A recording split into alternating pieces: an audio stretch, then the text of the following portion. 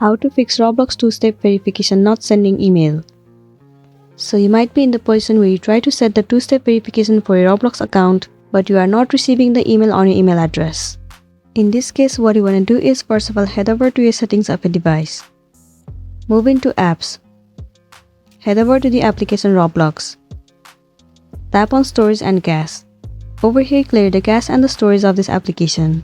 Clearing the cache and storage will remove all of the unwanted bugs from the app, and it will make your application run smoothly.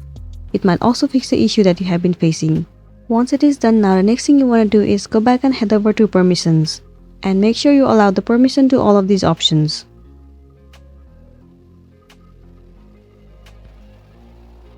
Now what you want to do is go back and head over to your Play Store and move into the application Roblox.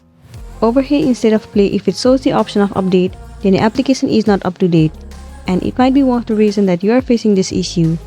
In this case, all you want to do is tap on update and update your application to the latest version, and then you'll be good to go. After this, you'll definitely receive the two-step verification email. So that's it, and this was a tutorial video on how to fix Roblox two-step verification not sending email. I really hope this video is gonna be helpful for you. Thank you for watching it till the end.